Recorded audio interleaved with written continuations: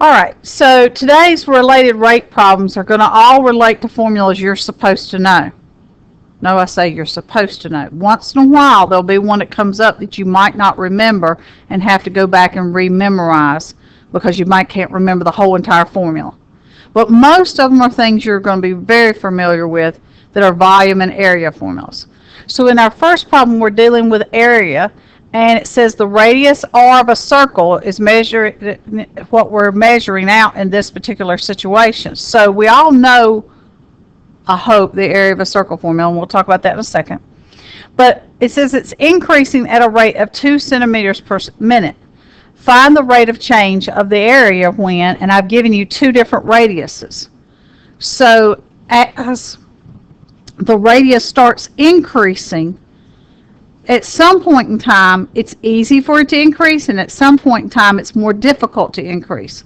And we talked about this yesterday with an example of blowing up a balloon. When it is the hardest to blow up a balloon? At the beginning.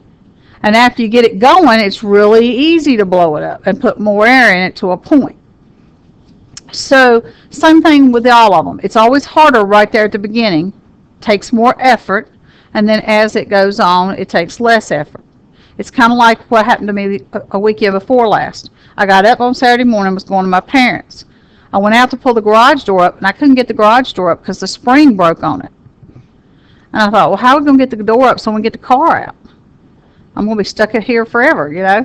So I called my brother because I know he knows a lot about automatic garage door opener things, and he says, well, you just need more initial energy to get it going. He says, once you get that first quarter panel up over the top, you can push and it'll go, but you're going to have to hold it there because it'll fall back down. I said, okay. So here I am in the middle of the door on the outside with the handle, and my husband and my son are on the ends. There's a big metal piece on the inside of the door that you can get your shoulder up under. And they got their shoulder up under it, and I'm pulling from the middle, and the three of us, this is a double wide door, because we have a two-car garage, and it's one big door. And the three of us got the door up. But it was easy once we got it about a foot off the floor. But that first foot, we thought we'd never get it up off the floor. It was just very difficult. And that's the same kind of thing that this is all related to, is getting that first initial part done. So first of all, in these problems, you're going to need your formula that you're going to take a derivative of. So for example, what is the area formula for a circle? Okay, pi r squared. So you'll first write down your formula, because I always give credit for knowing the right formula. And then you're going to take the derivative of each side. So the derivative of A obviously is 1. 1 what? dA. And what do we always put all of these related rate problems over? Right, dt, because it's all about time. It's all about how is the area changing over time. And then over here, the derivative of pi r squared with respect to radius would be what? 2 pi r. And that's dr over dt, because we're wanting to multiply by the rate at which that is changing. Now, let's talk just a minute about what does the derivative of our area formula actually give us. It does. It gives us circumference. Now, if you think about it, that makes sense. For the area to change, the circumference of the circle has to change. And as the circumference of the circle changes, it gives us a bigger area. Does that make sense? So the rate at which the radius changes, which is dr over dt, affects the distance around the circle, and multiplying those two together gives you how much fast the radius is changing the area. So once you make your formula, you're just going to be plugging in some information over here for your part A and your part B. And I think yours are written side by side on your sheet, aren't they? Okay. So we got to go back to the word problem, though, because we had a rate given, and we have to figure out what that rate stands for. So it says the radius is increasing. Radius is increasing at 2 centimeters per minute. So that tells us whether it's dA over dt or dr over dt. So now we know that this stands for dr over dt because it said radius. It didn't say area is changing by that. And now we've got everything we need to plug in. So to find dA over dt, we're going to do 2 times pi times our 6 centimeters. Notice I put the units in there. That's really important. I'll show you why in just a second. And then we're going to put in our 2 centimeters per minute. Now, in these problems, we're going to leave them in terms of pi instead of putting the decimal for pi in and getting a decimal answer. They'll be more exact if we leave the letter pi a letter that represents a number and just work out the other part. So 2 times 6 is 12 and times 2 is 24 pi. And then you go back and you multiply your units. So centimeters times centimeters over minutes will be centimeters squared over minutes. And if you think about it, that makes sense because we're talking about dA over dt. And dA is about how's the area changing, and centimeter squares would be the units for area, right? So it makes sense. If you put your units in the problem and multiply your units out, you get the units for the correct answer. And sometimes that's really important because you might not know what the units were going to come out to be. Now, we could get a decimal for that if we was really wanting to know kind of what that is, but we're not writing decimals for the majority of this, and that's why we're just leaving it like that.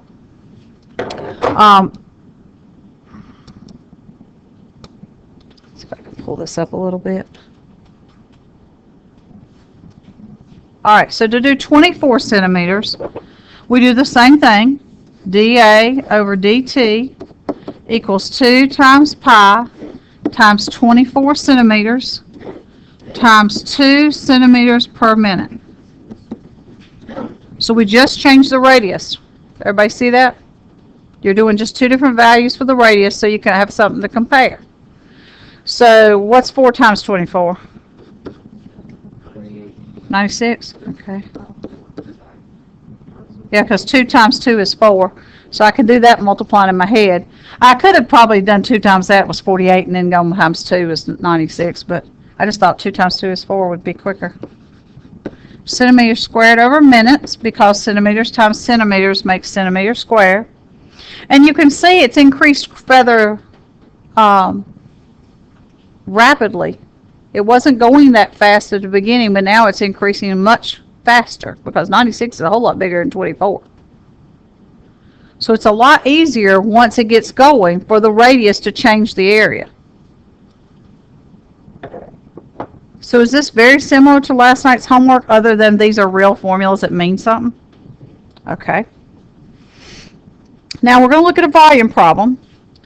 And volume problems, one of the things that really a lot of times students have trouble with on this is this process only works because both sides of your formula only have one letter.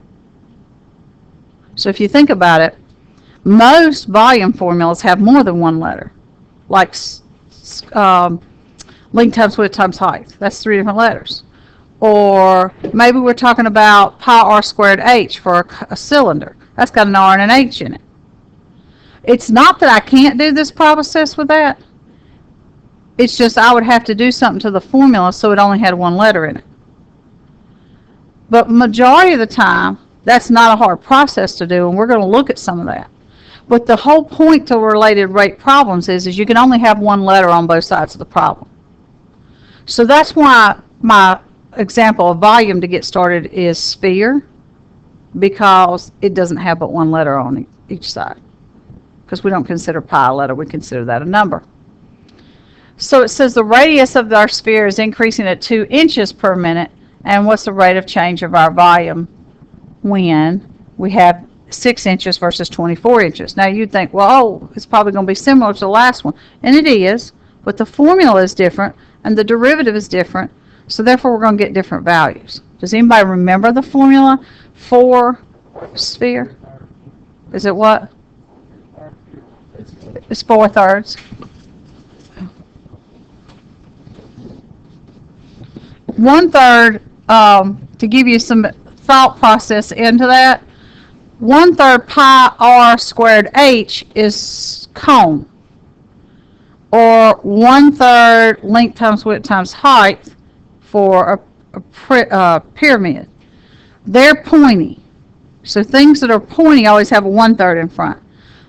Spheres aren't pointy. They're real, smooth all the way around. But this 4 kind of is like it went out in 4 directions. But they did cut away a bunch of a cube to make a sphere. So that's why it's got a fraction in front. And it's pi r cubed because it's kind of like it's pi r squared times r, because the radius, pi r squared of the circle in the middle, times the radius for the height kind of thought. But because that height changes depending on which circle slice you do, that's where this fraction comes into play. Alright, so our derivative, dv over dt, is going to be equal to what? Well, let's think about that. Put your 3 in front. What's going to happen? It's going to equal 4. That's right. And come down to squared power. dr over dt. Does that formula look familiar? Sort of not. It doesn't look familiar. Okay. Well, let's go back and let's talk about what the last problem did. We took area's derivative and it became the circumference formula. If you take the volume's derivative, what do you think it became? Surface area. Surface area. That is the formula for the surface area of a sphere. Now, why is that important? Is because the surface is changing. And because the surface is changing, that makes the volume change. And so that's why it becomes that surface area formula. So now we have in our problem, the radius's rate is 2 inches per minute.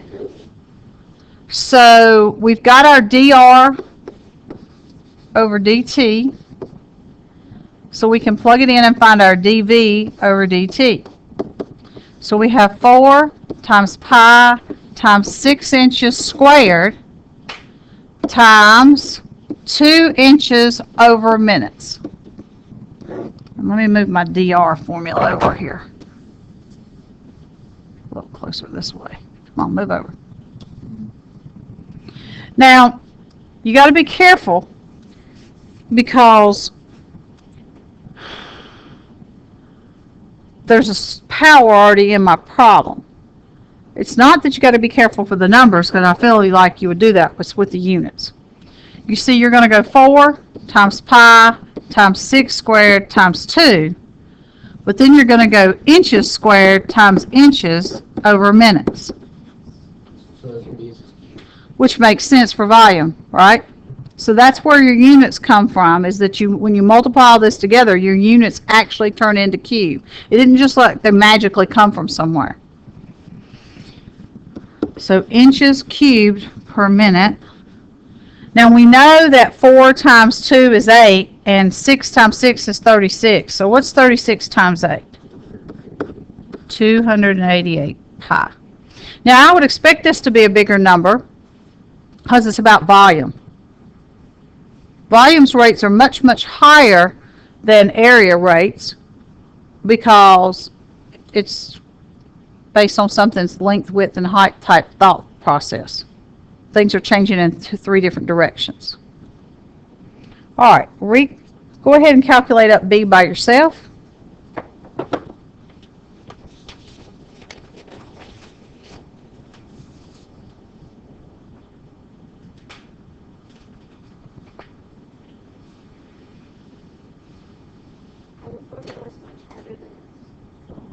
Some of them are. Some of them are not.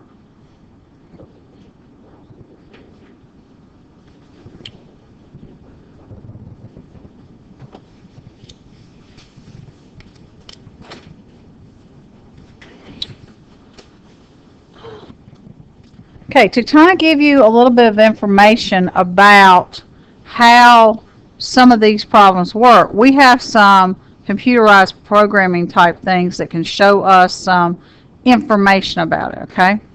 And this one kind of relates to, I think, the next question in some respects in terms of what it does, but it doesn't have the same numbers. But it does kind of fit it. So we know that we said when we first start blowing up a balloon that it's fairly difficult. So I'm going to start the balloon inflating. Now when it gets all the way over there to the end, no, it doesn't pop. I wish it'd go a little slower is what I wish. But when it gets close to the end, it'll start over. So when it starts over way over here, that's when you said it would be the hardest, right? And it looks like it blows up really quickly once we get past that little bit of problem at the beginning. Well, let's show how R is changing. So R is increasing up to, looks like, stops about right here between 4 and 4.5. So that's the most it is. Now, what kind of graph is that?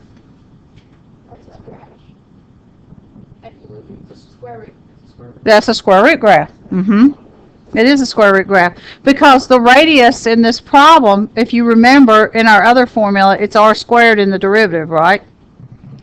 So that's how it's changing. So it's really steep right here, so it's really hard to get that radius to first change a lot, isn't it? But then it changes really less and less and less as it goes along. All right, now, let's hide that and let's talk about volume. Now, what do you think about the volume formula? Changes like very linear. That looks linear, doesn't it? But is it really linear?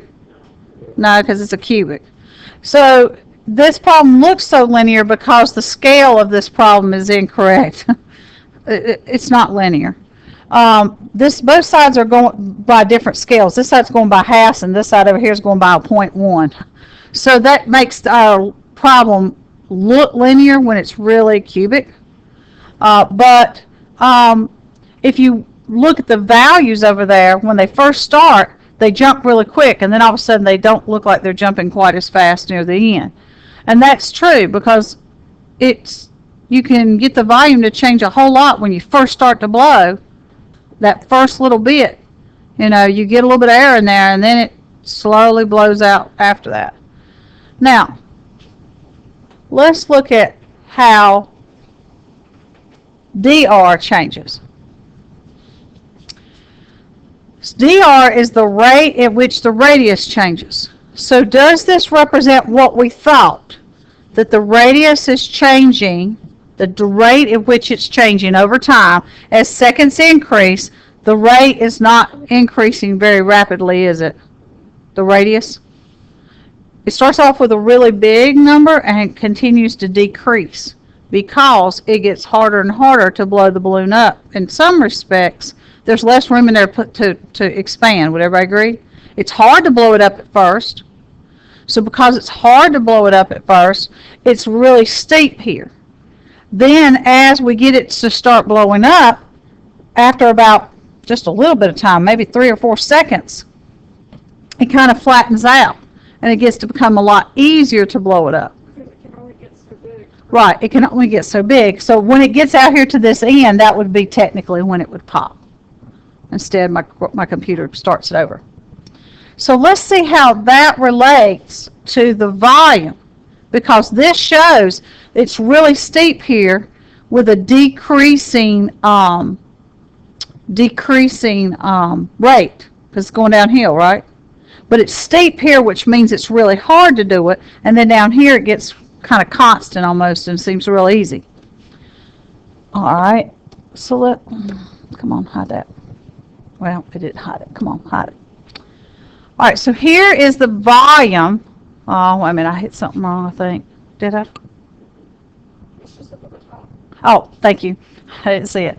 Why is my dV changing by the same amount in this problem? Is that's what they asked me to keep constant. Does everybody see that?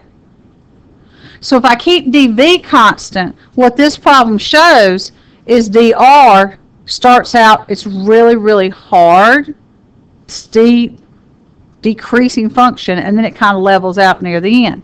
If I kept dr constant, which I wish I could switch which one's the constant, I can't with this particular program. But if I kept dr constant, then I would have a graph that would show dV is either being decreasing or increasing at the beginning really rapidly and then leveling off at the end. So our next problem is kind of the reverse of the problem we just looked at a few minutes ago. It's very much like this one. We're going to keep that volume constant, and we're going to calculate up a couple of values that fit this graph of, well, it didn't show it. We're going to look at this one, this kind of graph. Where along the way is my dr over dt? How much is it? Is it close to the beginning, so therefore it's not very much happening to the problem, so it's a really steep rate? Or is it kind of more out here in terms of the problem and therefore would be more of a smaller value for dr over dt? All right. You know, the way I kind of like to look at it is like whenever you do go up going, like it's hard at first, but as soon as you hit a point, it expands so fast because like air that's really pushing. Mm-hmm. You're like, when you take that dirt, And as hard as you can, and then it just, And it goes, mm-hmm. and then you can't really do nothing else. Right. So that point that you're talking about after you got that first breath in it that was so hard to do is the change in this curve right here. Once you get around the edge of that curve, it's easy. All right. So let's, oh, by the way, what was the answer to that last question for part B? Yep. Yeah, for those 685. Okay. All right, so let's look at the spherical balloon is inflated with gas at a rate of 500 centimeters cubed per minute.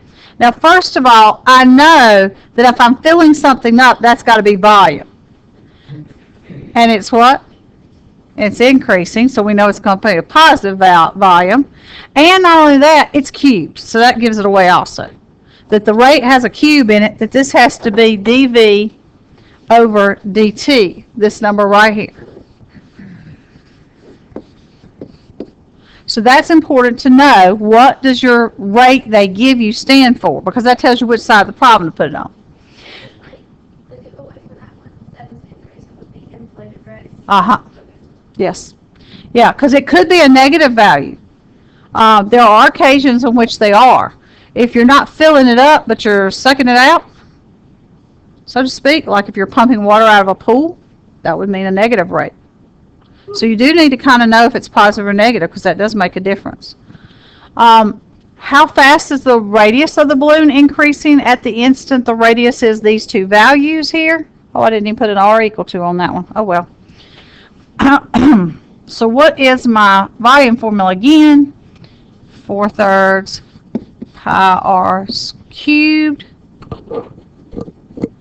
And my dV over dt, again, is the same equation we just studied.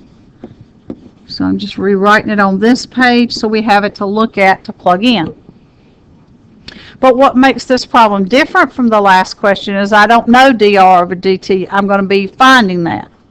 I have dV over dt. So when I put in 500 for dV over dt in centimeters cubed over minutes,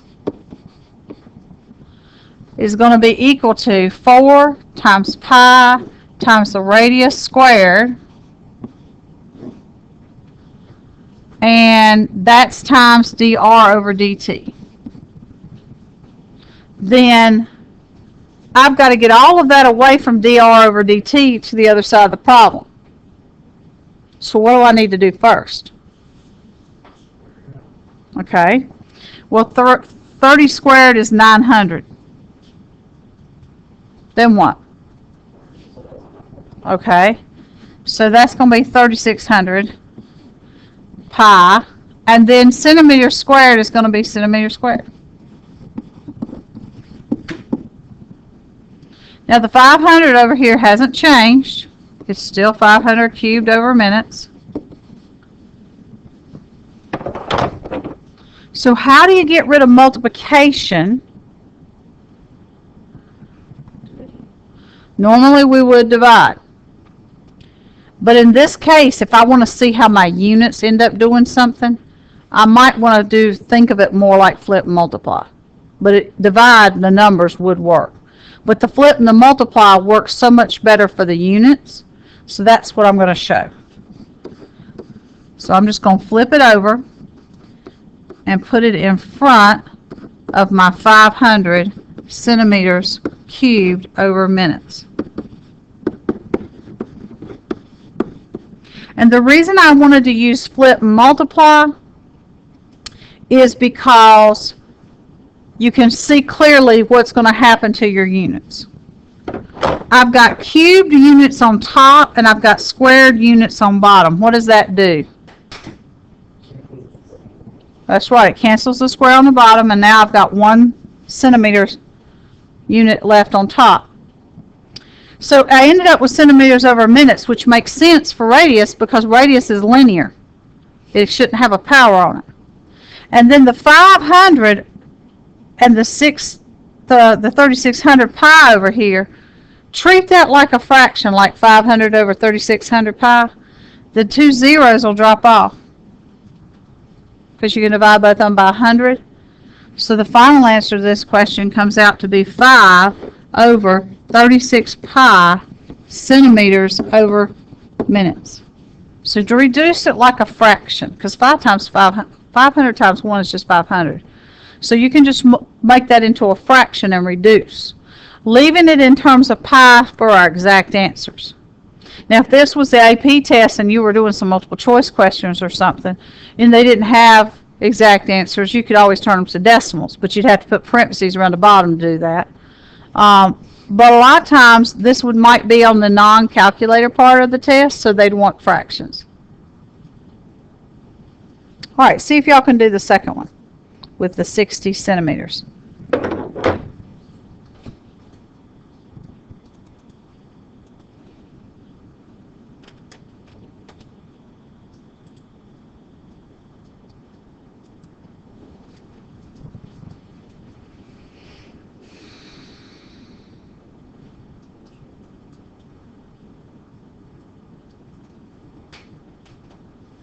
I don't want to do that one today because it takes more math. I don't want her to miss that one. Letters. Facebook numbers.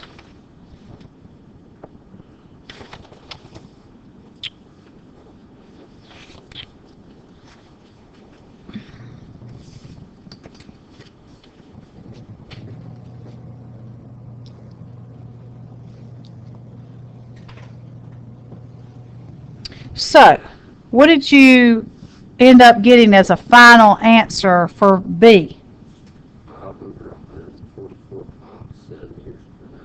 Everybody agrees it's 5 over 144 pi centimeters per minute. Okay.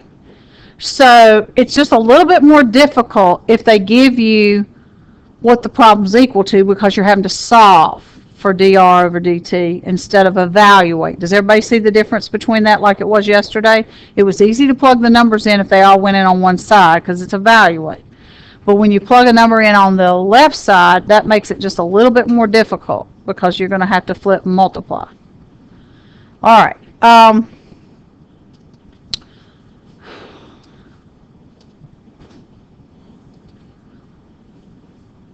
trying to see if there's one I want to do today that relates to something else.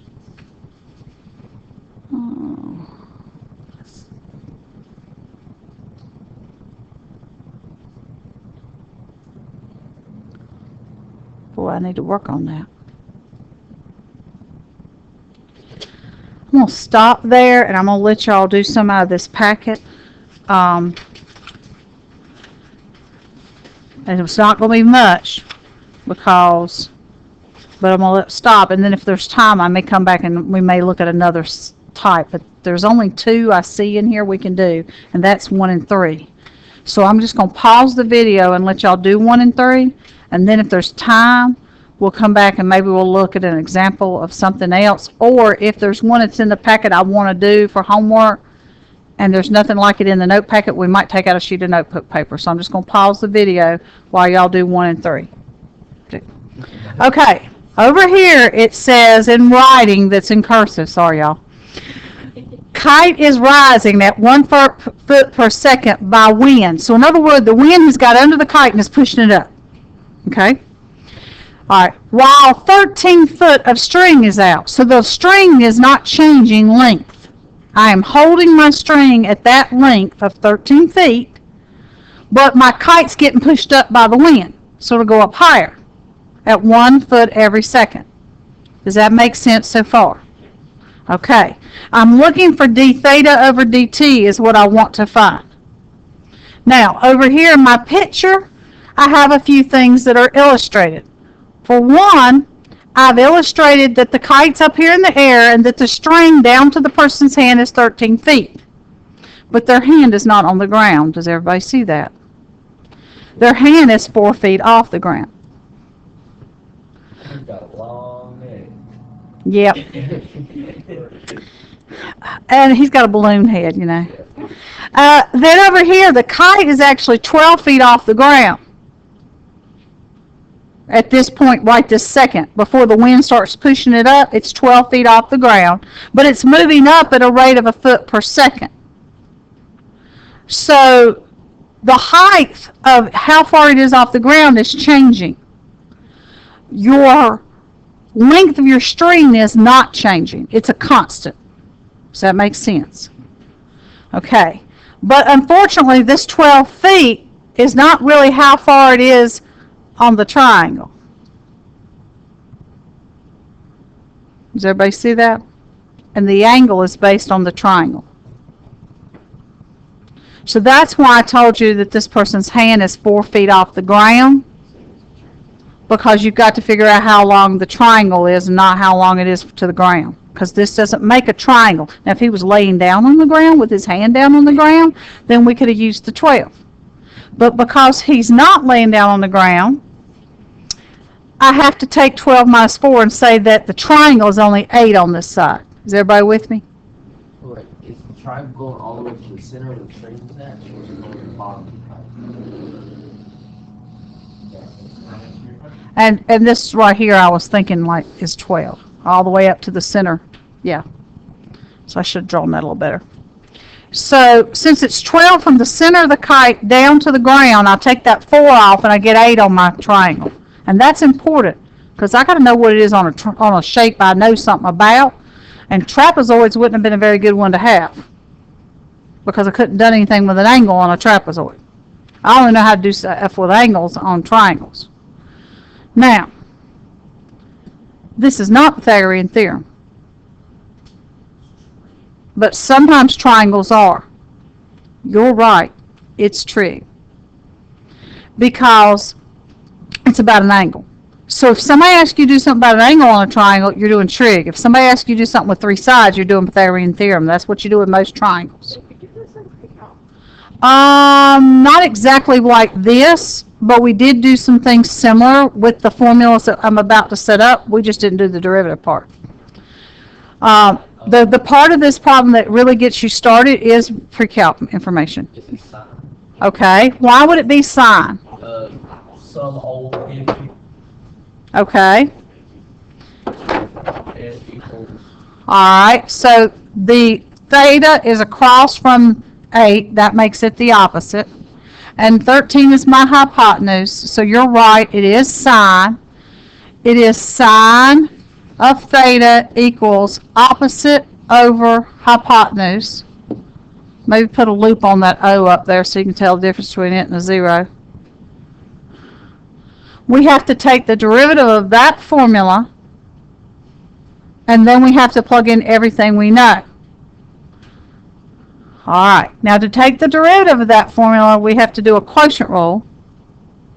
And that's why it's important to realize that's not a 0, that's an O, because that's a letter.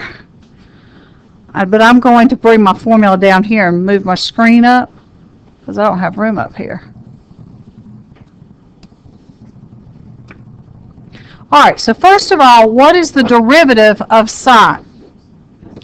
Cosine of theta. And what do I write on all related rate problems? Okay, we got to do it with relation to time, so d theta over dt is correct.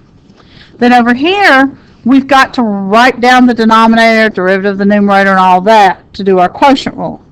So write down the denominator means write down h. Write down the derivative of O Okay, dO over dt. So I tried to put a loop on the O so I can tell the difference between it and theta. Does that make sense? Minus, write down the O, what's the derivative of H? Okay.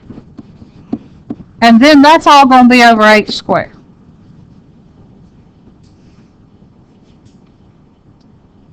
Now, let's see how many things we can fill in on the right side of the question, because we may have to go back and talk about the left a little more, but I want to talk about the right side for a few minutes so that we can see what is it we all know about the picture that we had. As she throws her phone on the floor. Okay. All right, we know the hypotenuse. The hypotenuse was 13, and we know the opposite was 12, is a good thought, so that filled in. Excuse me, thank you, it was 8. I forgot.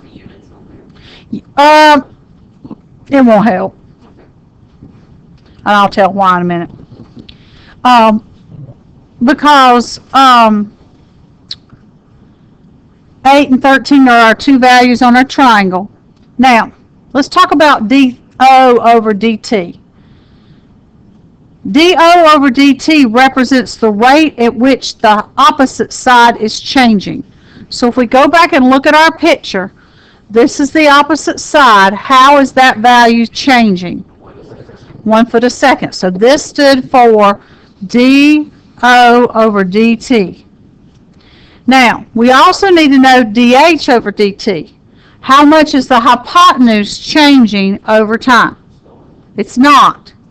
So therefore, dH over dt is 0 because that is a constant. It's staying the same.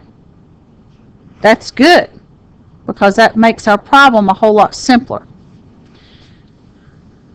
All right. So this one is 1. And this one is 0. And I didn't put any units in there, but I can go back and put some. It's feet and seconds. Okay, this is feet. This is feet over seconds. And this is feet in here that's going to get squared. Anybody got a wild guess on what's going to happen to all these feet? They're all going to cancel out because feet times feet divided by feet squared is all going to cancel out. And we're going to end up with some seconds over here. But that's okay because it'll end up coming over here at some point. So this problem is a lot harder to keep up with the units in. So if you get lost along the way and can't figure out what your units are, it's okay. Because when we get to the end, it's going to be obvious what our units are about. Now, in order to finish this question, we've got to be able to fill in the information on this side of the problem on the left because we're looking for d theta over dt and we need cosine of theta. Do we know the angle? No, we don't need to know the angle, but it would have been nice if they'd given it to us because then we could have just typed that number in our calculator or looked it up on the unit circle. Well, that won't work on this question because this is not a nice problem. Because 8 and 13 is not one of those numbers, you know. See, if I'd have made the problem have the 12 here instead of the 8 as the length of the triangle, then we would have known what it was. But I didn't. So, a squared plus b squared equals c squared. Let's figure out how long that bottom is. We need it. So a squared plus 8 squared equals 13 squared. How much will a be? That's what I need to know. And I'll explain to you why you need to know that as soon as you get that value. In case you don't see why. Really? Okie dokie. Well, we'll just have to keep that square root of 105 the way it is. So this side here, your adjacent side, is the square root of 105. Now, based on our picture now, without knowing the angle, can I tell what the cosine is? The same way we figured out what the sine is, right? We used some old hippie called another hippie tripping on acid.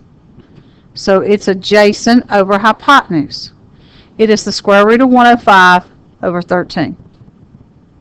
Because you use your rules about opposite, adjacent, and hypotenuse to make the fraction relationship that we learned how to do in pre-calc. So this here is the square root of 105 over 13, and that doesn't have units on it. There's no units for that, because that would have been feet over feet and they cancel out. Does everybody see that? So even if you write them on here, they're going to cancel out. So now let's clean this problem up a little bit so we can finish it out. So we've already talked about over here on the right side, the feet times feet is going to cancel out with the feet squared on the bottom. We have 13 times 1 over 13 squared. Isn't that just 1 over 13? Because this 13 will cancel out one of those. And that only works because 8 times 0 drops off, right? Okay. So the 8 times 0 drops off. That ends up giving me 1/13. And the units in this problem right now are 1 over seconds. But I don't know that you want to know anything about that, because that's not going to help you get your answer on the other side's units. So you may not want to pay any attention to that right now, because it's kind of weird. So I wouldn't even put that down. I would just leave that out, because that's a ratio with some weird units on it that don't make any sense for the problem. I can talk to you about why the units come out to be what they are all day long, but I can't tell you where they came from on this problem, because it won't make any sense. But you can see what happened to all the feet, right? So now if I flip and multiply,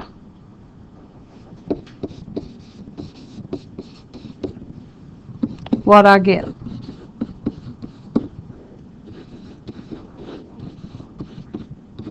Alright, so I get 1 over the square root. Everybody agree that these two cancel out? So I guess I should rationalize the denominator and say square root of 105 over 105. Now, this is a rate. So that 1 over second, it still is there, right? Because I moved everything from the left to the right. That didn't move anywhere, did it? So I could have left that in there, but then I wouldn't have had a unit for the top, which is why I didn't write it in. But what is the unit always on theta? Radians. So that seconds that I had up here, that was right here, stays on the bottom, and I put the word radian in, and it magically appears in the question. There's nowhere I can get that from, because we're dealing with trig, and radians sometimes you can figure out where you got it from if you're working with area, but not in this problem, because I'm not working with area. So I just have to know what the unit is, because it doesn't appear anywhere else in the question for me to get to that point. Where all the others, I can see where it came from. This is the only one I can't. But I can see where the seconds came from, because it was on the bottom up here, so it'll be on the bottom down here. Does that make sense? Could you think of it as like whenever you see theta, if it doesn't specify that it's in degrees, that you're always going to have radians in the problem? Exactly. That's just something you have to know. I can't. There are places in some of these questions where the word radian would appear, and I could show you where it came from, because 1 radius is equal to 1 radian.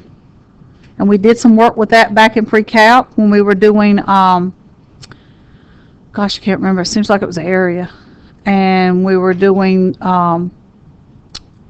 that in relation to 2 pi being a full length around the circle. 2 pi is 2 pi radians. It had the word radian on it. So the word radian appeared in the question, and it made sense why radians was on the answer. I don't have that in this situation.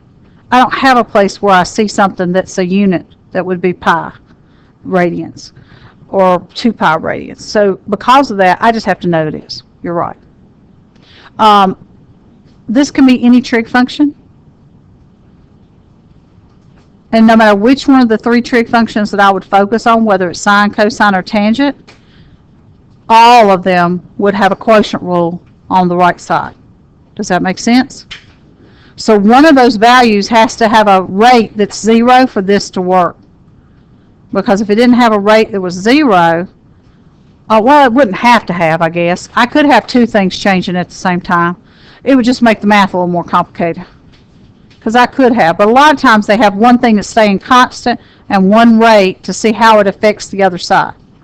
All right, this relates to question number 10. So now you'll be able to do question 10 in your packet. You'll need to draw your own picture and label everything appropriately. In fact, you're supposed to do that for every question. You need to draw a picture and label it appropriately. Especially with questions like this, so you can see where all the numbers are coming from. It'd be very difficult to figure out where to put them all if you didn't draw the picture for this one. All right, and that's going to be the end, I think, of our problems for today.